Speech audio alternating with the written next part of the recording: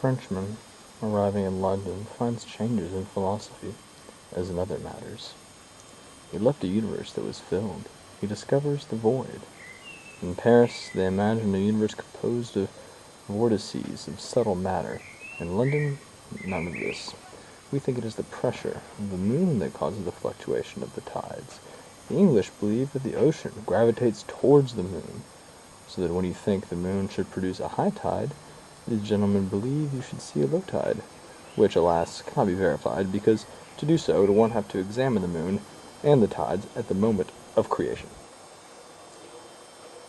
You will also notice that the sun, which in France has nothing to do with all this, is in London responsible for roughly a quarter of it. Yes, Cartesians believe that everything happens by an impulse that one scarcely understands. For Mr. Newton, that causes an attraction whose cause is no better understood. In Paris, the earth is shaped like a melon. In London, it is flattened at both ends. Light, for a Cartesian, exists in the air. For Newtonian, it comes from the sun in 6 minutes and a half. Chemistry in Paris is based on acids, alkalines, and subtle matter. English chemistry is dominated by the same theory of attraction. Even the essence of things is totally different. No one will agree either on the definition of soul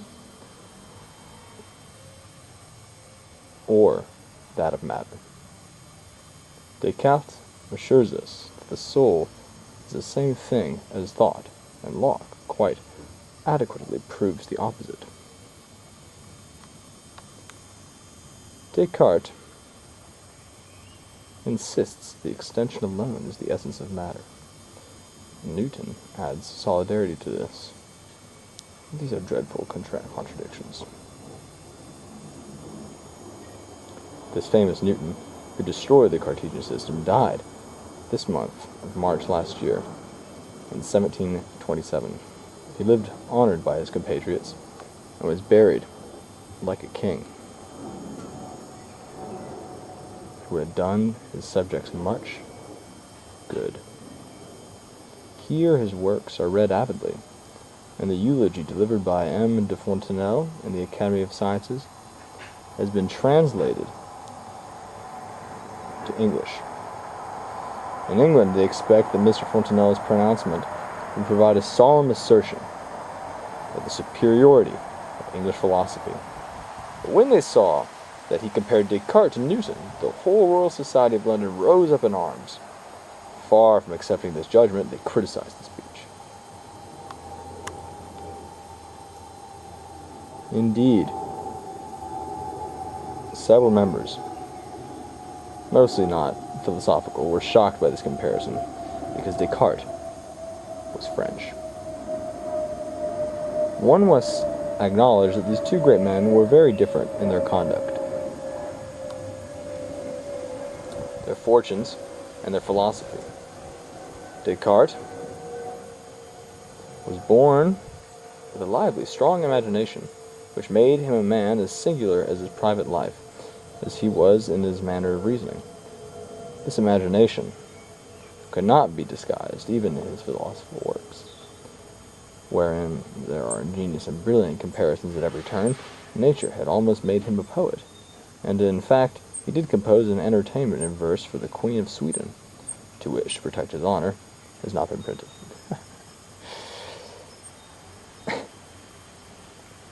For a time he tried the military profession, and after that, having entirely become a philosopher, he thought it was not unworthy of him to be a lover. He had by his mistress a daughter named Francine, who died young, and whose loss he felt deeply.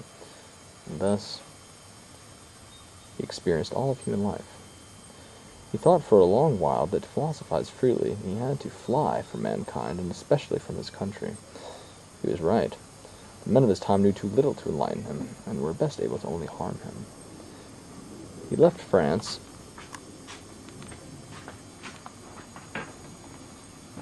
because he sought truth, which was persecuted there by the little miserable philosophy of the scholastics. But he found little better in the universalities of Holland, to which he withdrew. But at the time, the French condemned his philosophy, the only propositions that were true. He was also persecuted by the so-called philosophers of Holland, who understood him no better, and who, more closely acquainted with his reputation, hated his person still more. He was obliged to leave Utrecht. He was subjected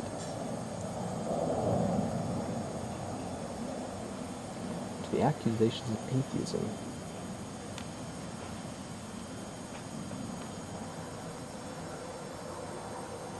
That last resort, calumny, and he used all the wisdom of his mind to find new proofs of the existence of God, was suspected of refusing to recognize his existence.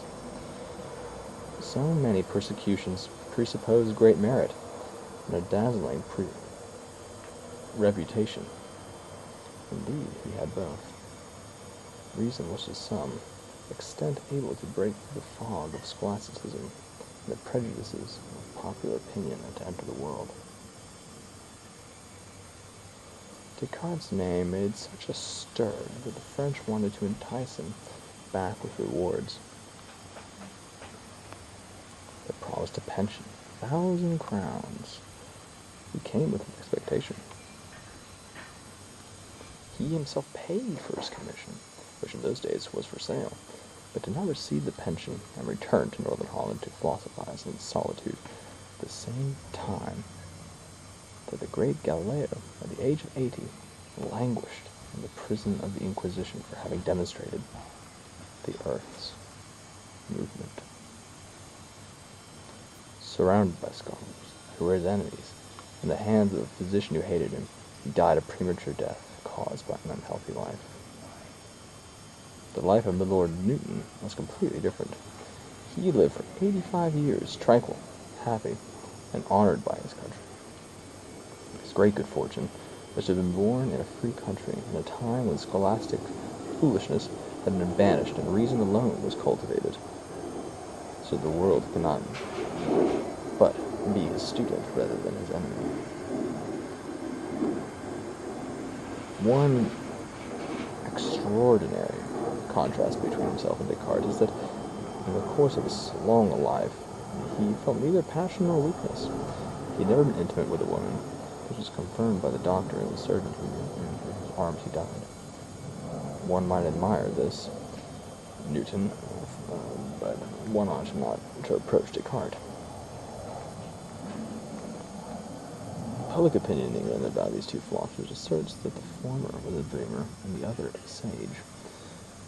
Very few in London read Descartes, whose works have in effect become useless. Very few read Newton because one must be very learned to understand him. Yet everyone talks of him. No credit is given to the Frenchman and all to the Englishman. Some believe that if one no longer fears the void, if one knows that the air has weight, if one uses a telescope, and does, so thanks to Newton, he plays the role of Hercules in the fable, to whom the ignorant attribute all the deeds to other heroes. British critique on Mr. de Fontenelle's discourse dared to suggest that Descartes was not a great geometer. Those who speak this way might be accused of attacking their nurses.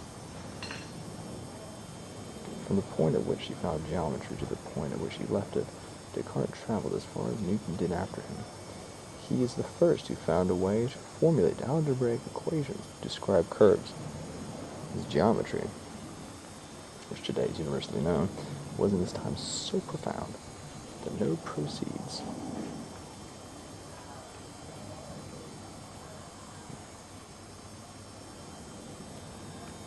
no professor dared to explicate it, and only Schouten in Holland and Fermat in France understood it. He applied this geometric inventive ability, to to the fields of optics and lens making, which became in his hands an entirely new art. And if he did err in some respects, it is because someone who discovers a new world cannot at one glance know all its properties. Those who come after him and who render these lands fertile owe to him at least the thanks for discovering it. I will not deny, however, that the other works of M. Descartes swarm with errors. Geometry is a guide that he, to some extent, created, and which would have guided him faithfully in his studies of physics, yet finally abandoned this guide and surrendered to the desire for system. At this point, his philosophy became no more than an ingenious tale, and most plausible for the ignorant people. He mistook the nature of the soul, the proofs of the existence of God, the nature of matter, the laws of movement, and the nature of light. He believed in innate ideas, he invented new elements, he created a world, he made man in his image. And with good reason, it is said that man, according to Descartes, is simply Descartes' man, far from man as he really is. He pushed his metaphysical mistakes so far to insist that 2 and 2 make 4 because God wished it thus. Yet, it is not too much to say that even in his mistakes, he is admirable. He erred, but it was at least systematically, with consistency. He demolished the absurd fantasies with which children have been entertained these past 2,000 years. He taught the men of this time to reason, and even to use his own weapons against him. If he did not use true coinage, at least he denounced the counterfeit. I do not think one could properly compare his philosophy with that of Newton, but the first is a rough sketch, the second is a masterpiece. But he who puts us on the path to truth is perhaps worth as much as he who later traveled to the end. Descartes gave sight to the blind, and only saw the mistakes of antiquity as well as his own. The path he opened up has since become immense. For a while, a little book by Hull presented a complete account of physics. Today,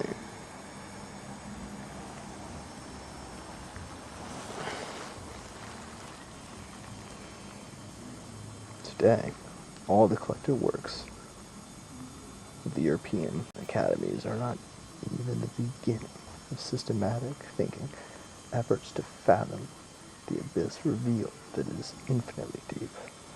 Now we must see what Mr. Newton has found in its depths.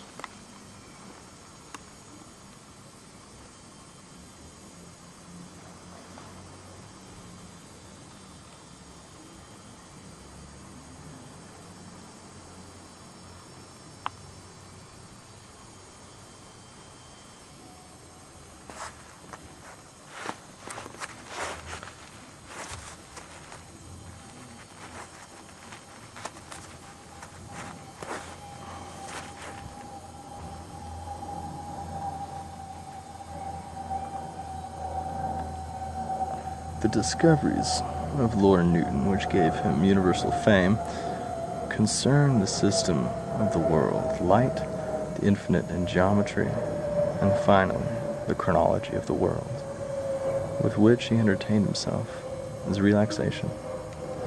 I will tell you, if I can do so concisely, the little I have been able to understand of these sublime ideas. With regard to the system of our world, for as long a time there was much dispute about the force that turns the planets and keeps them in their orbits, and about what causes all things here below to fall to the surface of the earth.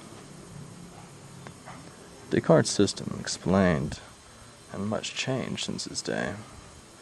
seemed to present a plausible explanation for these phenomena, and the simplicity and intelligibility of this explanation made it appear all the more valid. But in philosophical matters, one must be wary both of what one understands too easily and of what one does not understand at all. Weight, the acceleration of bodies falling to the earth, the revolution of the planets in their orbits, their rotation on their axes, all that is simply movement. Now, movement can only be understood by the propulsion. Thus, all bodies are propelled. But what propels them? All space is full. Thus, it is filled with matter that must be very rarefied, since we cannot perceive it. This matter must move from Occident to Orient, since all the planets are pulled from Occident to Orient. Thus, from hypothesis to hypothesis, and from appearance to appearance, a great vortex of subtle matter is proposed, by which the planets are dragged around the sun, and another vortex that turns inside the larger one, and that turns each day about the planet. Once all this is imagined, it is assumed that weight depends on this daily movement, for it is said the subtle matter that turns around our little vortex must go 17 times faster than the Earth. Now, if this goes 17 times faster than the Earth, it must have incomparably greater centrifugal force, and must therefore push all bodies towards the Earth. This is the explanation of weight in the Cartesian system.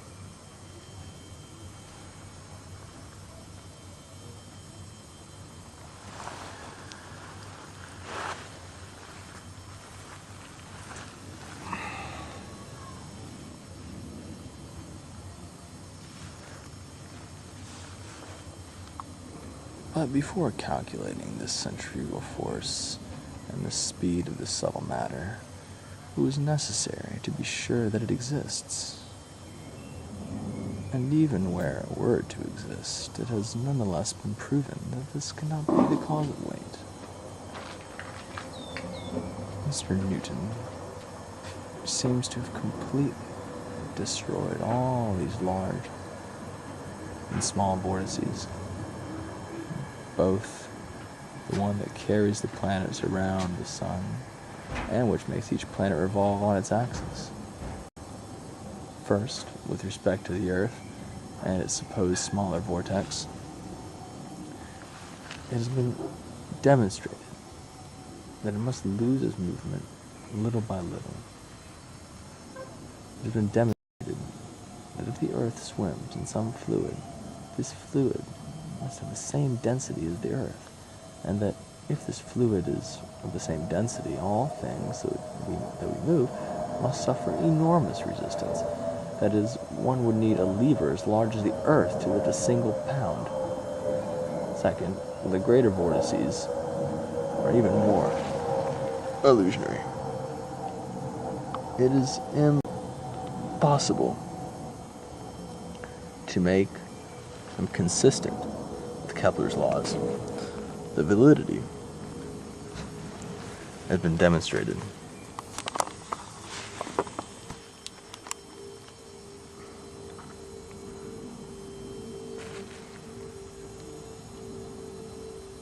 Mr. Newton has shown that the revolution of fluid by which Jupiter is assumed to be dragged does not coincide with the movement of the Earth fluid as Jupiter's revolution coincides with that of the Earth.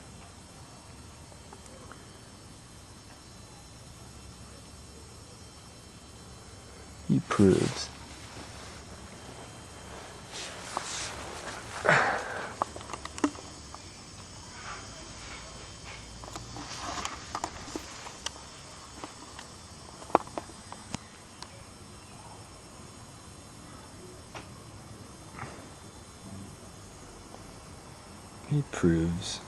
that since all planets make their revolutions in ellipses, and thus are much farther from each other in their aphelia than in their periphelia, the Earth, for example, should go more quickly when it is near Venus and Mars, since the fluid that drags it, being more compressed, should have more motion.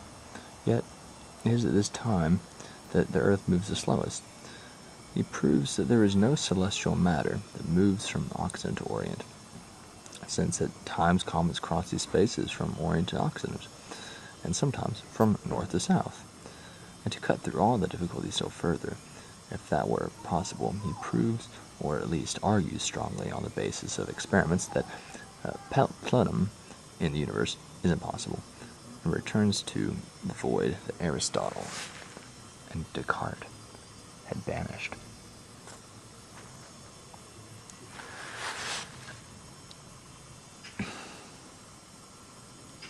Having by these arguments and many more demolished by the Cartesian vortices, he despaired of ever knowing whether there was a hidden force in nature that could cause both the movements of the heavenly bodies and the weight of things on the earth.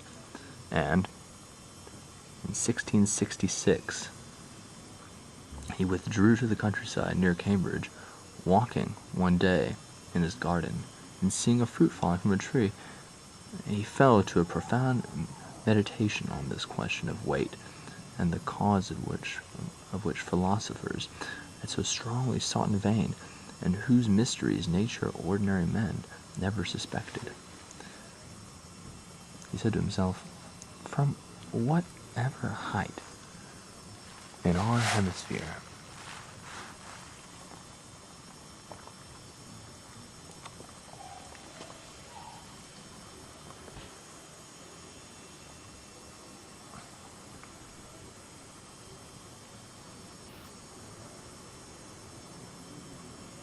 these bodies might fall, their rate of fall will certainly be that discovered by Galileo, and the space through which they fall will be proportionate to the square of time in which they fall. This power makes objects fall, remains the same without any perceptible diminution, whether it is in the lowlands or high up in the mountain. Why would this not power extend up to the moon? And if it is true that it extends to the moon, does it not seem that this power keeps the moon in its orbit and determines its movement? But if the moon obeys this principle, whatever it may be, it is not reasonable to believe that other planets are equally subject to it. If this force exists, it must, and this has also been proven, grow in inverse proportion to the square of the distances. Thus we need only to examine the trajectory of a heavy body falling to the earth from a modest height, and the trajectory traced by a body falling from the orbit of the moon in the same amount of time. And to learn this, we need only to know the size of the earth and the distance from the moon to the earth. Thus reasoned Mr. Newton. But in England, at the time, there were only very inaccurate measurements of the globe. These were based on uncertain estimates of mariners who counted 60 English miles to a degree of latitude where the distance is in fact close to 70 miles. Since this mistaken calculation did not fit Mr. Newton's conclusions, he abandoned them. A mediocre and arrogant philosopher would have accommodated the measurements to his system as best he could. Mr. Newton preferred to abandon his project. But from the moment that Mr. Picard had, to the glory of France, measured the earth exactly by establishing the meridian, Mr. Newton again took up his first hypothesis and found he was justified by the calculations of Mr. Picard. It has always seemed admirable to me that such sublime truths have been discovered with the help of a quadrant and a bit of arithmetic. The circumference.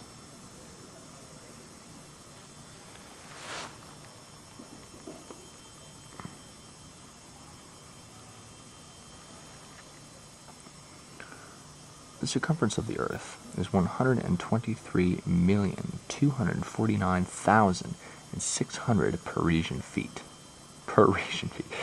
This fact alone is the basis for the whole system of attraction.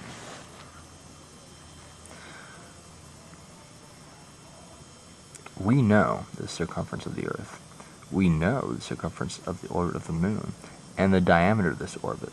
The Moon revolves in this orbit at 27 days, 7 hours, 43 minutes, and thus it is demonstrated that the Moon, in its mean motion, traverses 187,960 Parisian feet per minute, and a well-known theorem has demonstrated that the fundamental force that would make an object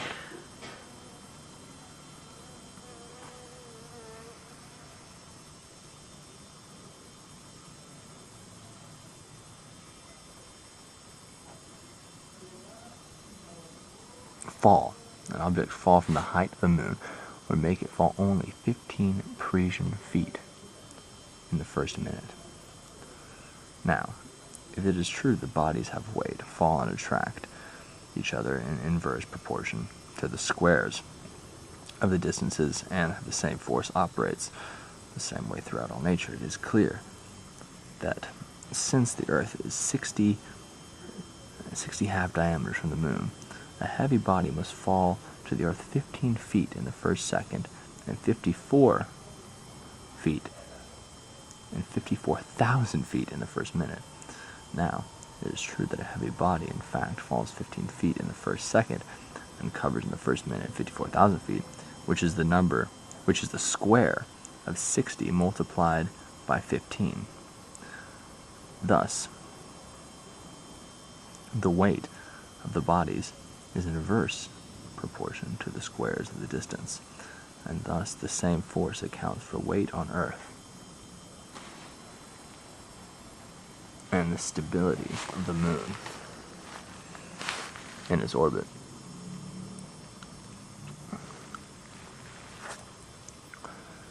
Since it has been demonstrated that the Moon weighs on the Earth, which is the center of its own movement, it is also demonstrated that the Earth and the Moon weigh on the Sun, which is the center of the annual movement.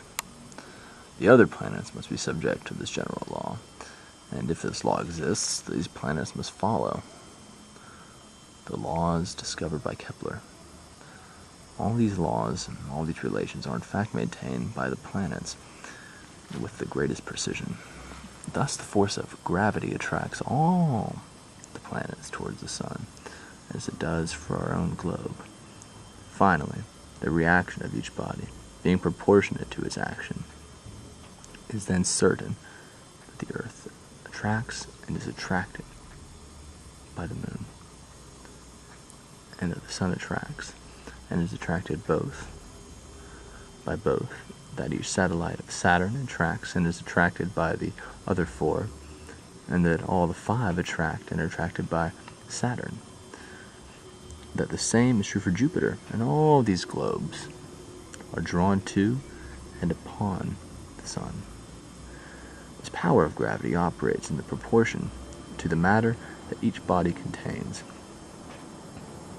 This is the truth that Mr. Newton has demonstrated by experiments. The new discovery has shown that the Sun, at the center of all the planets, attracts them all into direct relation to their mass and their distance, thus mounting by degrees to insights that seem unattainable to human intelligence. He dares to calculate how much matter the Sun contains and how much makes up each planet, and thus he shows, by simple rules of mechanics, that each celestial orb must necessarily be in the place where it is. The laws of gravitation alone explain all the apparent irregularities that appear in the path of the celestial orbs. The phases of the Moon are the necessary consequences of these laws. Moreover, we see plainly why the nodes of the Moon revolve in 19 years and those on the Earth require about 26,000 years. The flux and reflux of the sea are simply the result of this attraction. the closeness of the moon when it is full and when it is new, and it is greater distance from the earth in the first and third quarters, combined with the action of the earth in the first and third quarters, combined with the action of the sun, give a clear explanation to the rise and fall of the sea. Having explained this subtle, sublime theory in the orbits and variations of the planet's motions, he harnessed the comets by the same law. These fires, so long incomprehensible, the terror of the world and the stumbling block of philosophers, placed by Aristotle below the moon and regulated by Descartes beyond Saturn, are now put in their true place by Newton. He proves that there are solid bodies, that they move within the sphere of the sun, and describe an ellipse so eccentric and so close to a parabola that some comets require more than 500 years to complete their revolution.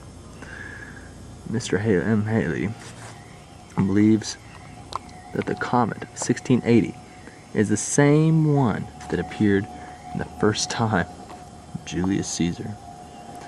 This one in particular serves to show that comets are solid and opaque, for it came so close to the sun that it was only a sixth part of its disk in distance from the sun.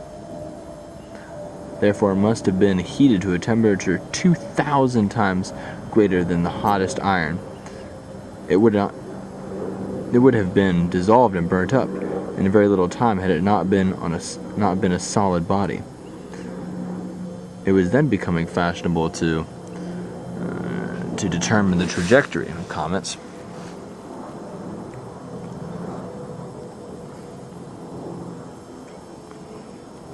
The celebrated mathematician Jacques Bernoulli concluded by his theory that the famous comet of 1680 would appear on the 19th of May, 1719.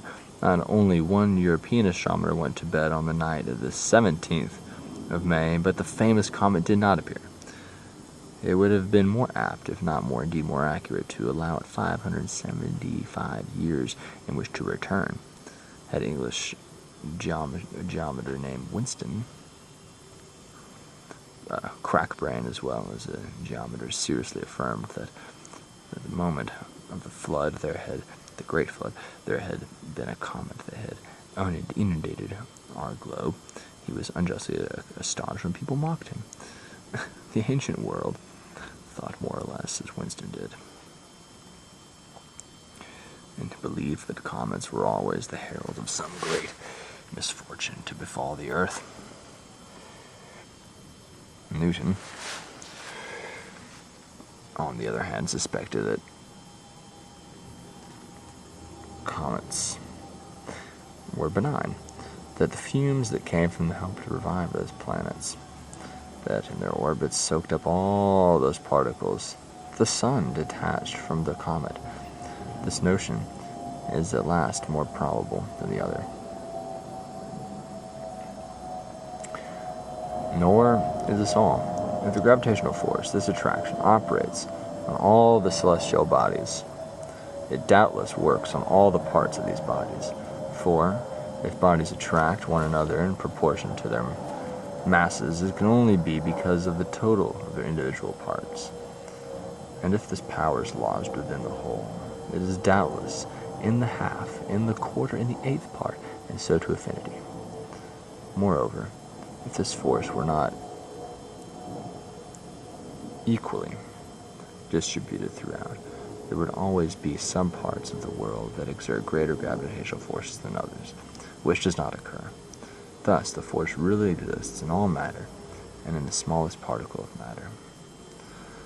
Thus, attraction is the greatest source of movement in all nature. Having demonstrated the existence of this force, Newton indeed anticipated that there would be objections to the word itself. In more than one passage of his book, he warned his reader about the idea of attraction, urging him not to confuse this idea with the occult forces described in antiquity, and to be willing to simply recognize that there is in each body a central force that from one end of the universe to the other influences, by immutable laws of mechanics, the closest as well as the most remote bodies. It is astonishing that after the solemn warnings of this great philosopher, Mr. Sornin and Mr. de Fontenelle, who also deserve to be called philosophers, should have accused him point blank of supporting the delusions of the Aristotelians. Mr. Saturnin, in the Memoire de l'Académie of 1709, and M. de Fontenelle in his own Éloge of Mr. Mouton, almost all the French scholars and others have repeated this rebuke. One hears everywhere, why did not Newton make use of the word impulse, which we understand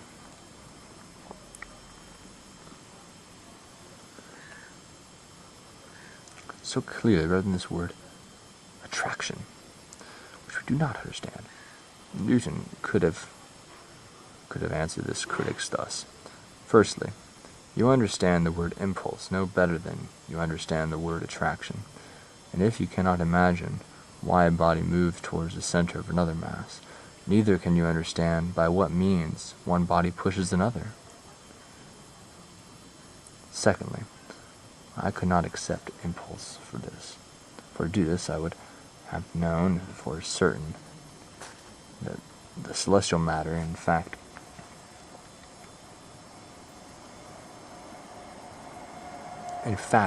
pushes the planets. Now, I do not only recognize such matter, but I also have proven that it does not exist.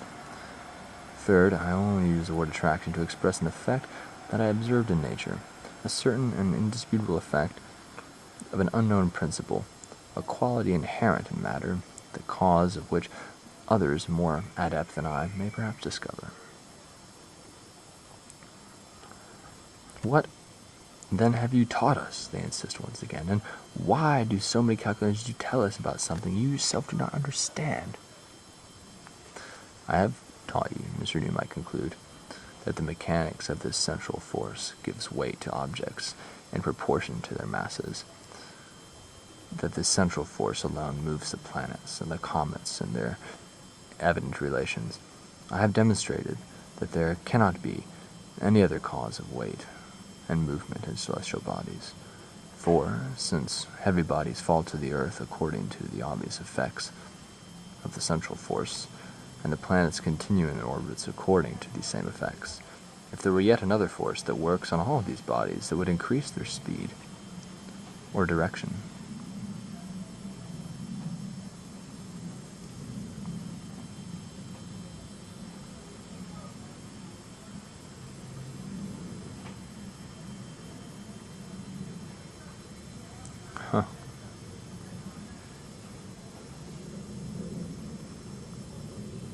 Now, not one of these bodies has a single degree of movement, of speed, of direction.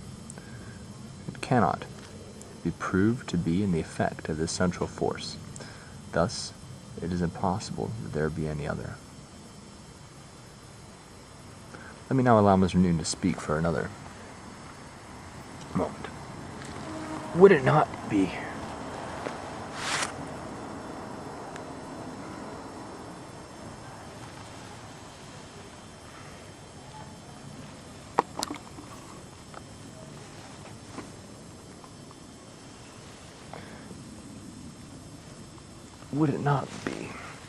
proper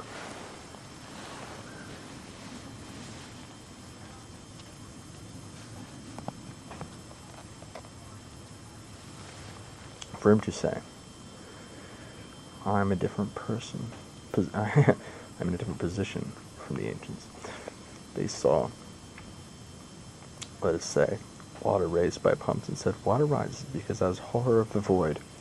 But I am in the situation of one who was the first to notice that water is raised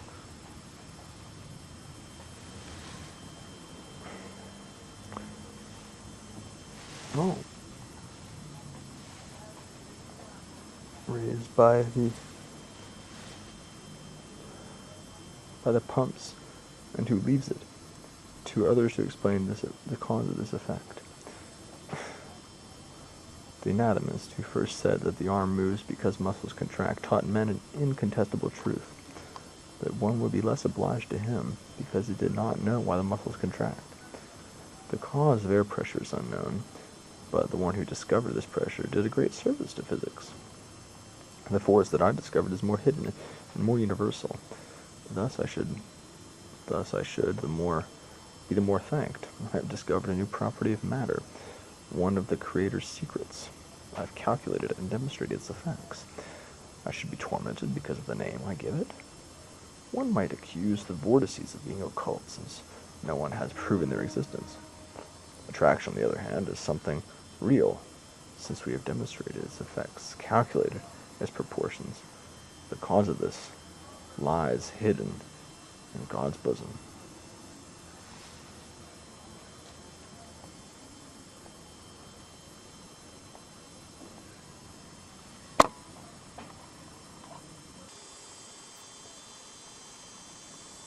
Des moments de doute,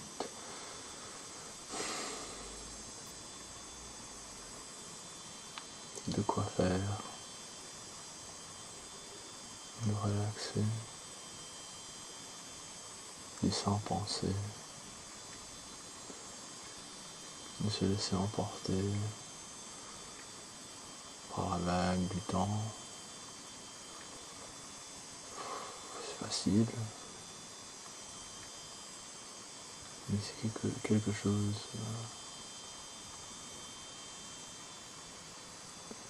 que je suis pas prêt à faire.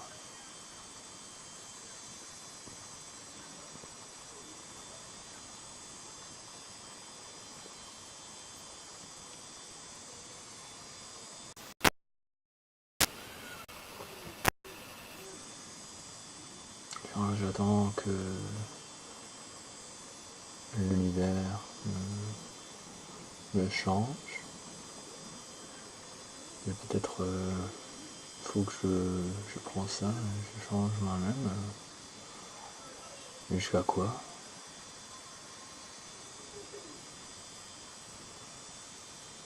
On cherche de l'inspiration partout.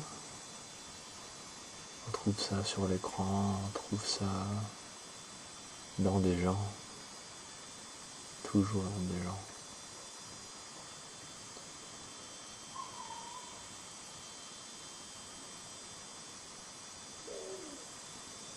Oui, je suis assis.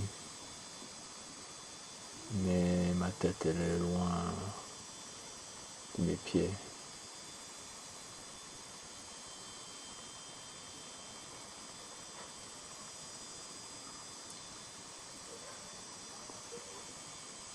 Pas désespéré, mais confus. L'AD 27. Des mots qu'on entend dire réservés aux adultes qui viennent avec leur compréhension mystérieuse, mais maintenant ça commence à être compris, à être entendu. J'entends des mots responsabilité, devoir, regard sur le monde.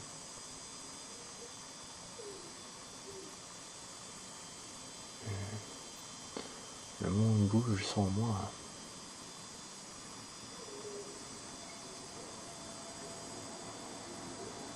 Je veux faire un impact avec des amis. Je veux faire un pacte d'amis. Je veux pas que ça tourne sans eux.